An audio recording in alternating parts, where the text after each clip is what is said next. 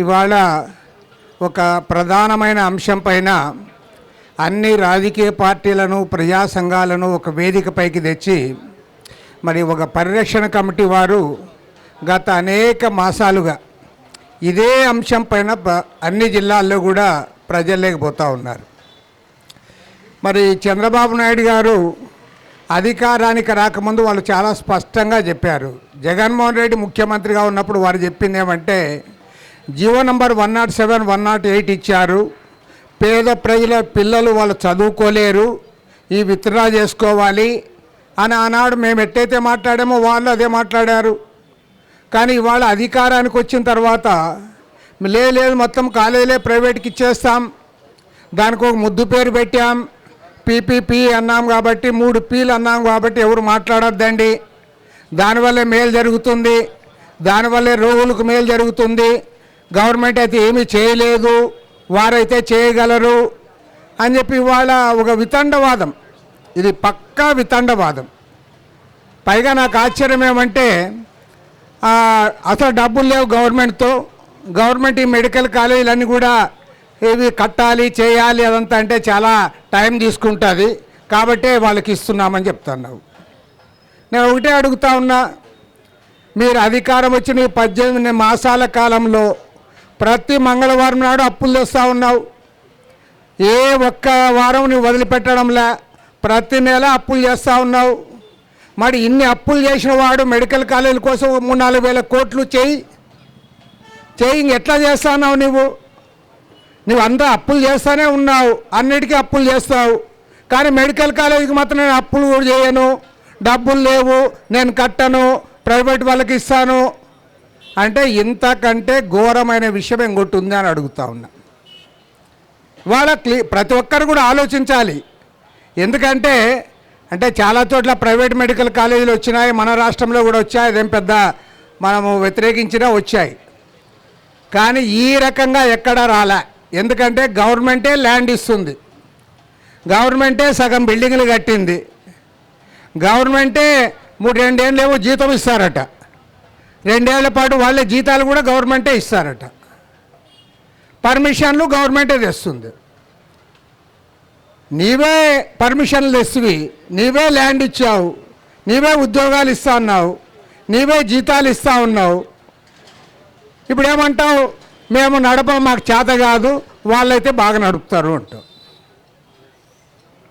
ఏమి కాలేజీలన్నీ కూడా వాళ్ళ చేతుల్లో పెడితే వాళ్ళే నడుపుకుంటారు. కమెంట్స్ ఒకటే చెప్పదలుచుకున్నాను, ఏ రాష్ట్రంలో లేనట్లుగా ఇవాళ ఆంధ్ర రాష్ట్రంలో టోటల్ ప్రైవేటైజేషన్ కార్యక్రమం జరుగుతూ ఉంది. మీరు ఒక్కసారి ఆలోచించండి, భారతదేశంలో ఏ రాష్ట్రంలో లేదు. ప్రైమరీ ఎడ్యుకేషన్ 70% ఇవాళ ప్రైవేట్ వాళ్ళ చేతుల్లో ఉంది ఆంధ్ర రాష్ట్రంలో. ఇంటర్మీడియట్ ఎడ్యుకేషన్ 80% చైతన్య, నారాయణ, నలంద, భాష్యం అంతా వాళ్ళ చేతుల్లో ఉంది, గవర్నమెంట్ చేతుల్లో లేదు. ఇంజనీరింగ్ కాలేజీలు ప్రైవేటే, వాళ్ళకి డబ్బులు ఇచ్చేదేమో గవర్నమెంటు. ఇప్పుడు మెడికల్ కాలేజీలు కూడా వాళ్ళ చేతుల్లోనే పెడతావు. అంటే మొత్తం విద్యారంగాన్ని, వైద్య రంగాన్ని అంతా కూడా ప్రైవేట్కి అప్పచెప్పి మరి చంద్రబాబు నాయుడు గారు ఏం పరిపాలన చేస్తారో నాకైతే అర్థమే కావడంలే.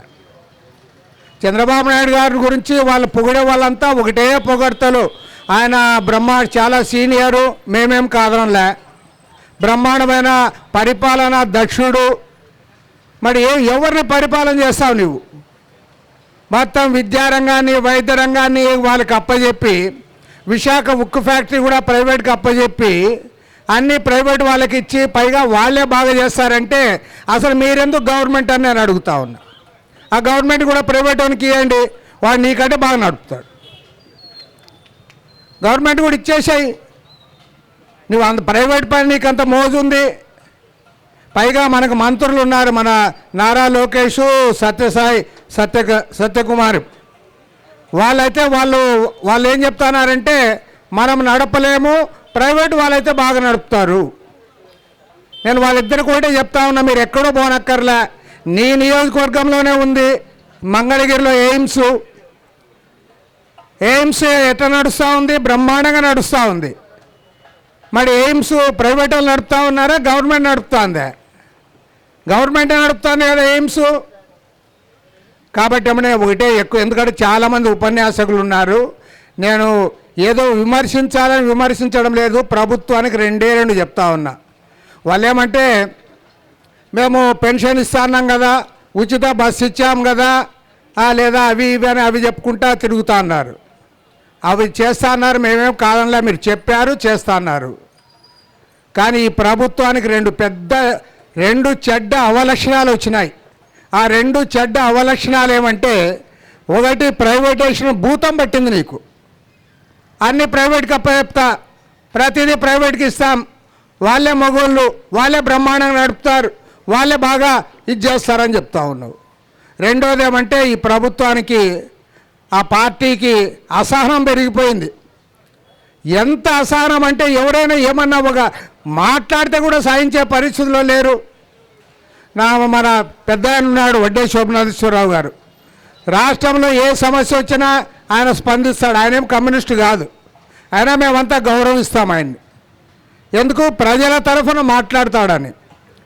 నేను ఇవాళ అదే ఆయన ఉన్నాడు కాబట్టి చెప్తాన్నా. మొన్న ఒక ఆయన టీవీలో మాట్లాడుతున్నాడు. ఆయన ఏమంటే, శోభనాథేశ్వరరావు గారు మీరు 54,000 ఎకరాల ల్యాండ్ ఉంది కదా, మళ్ళీ ఎందుకు తీసుకుంటారు, అది కంప్లీట్ అయినాం కదా మళ్ళీ తీసుకోవాల్సిందని ఏదో చెప్పాడు.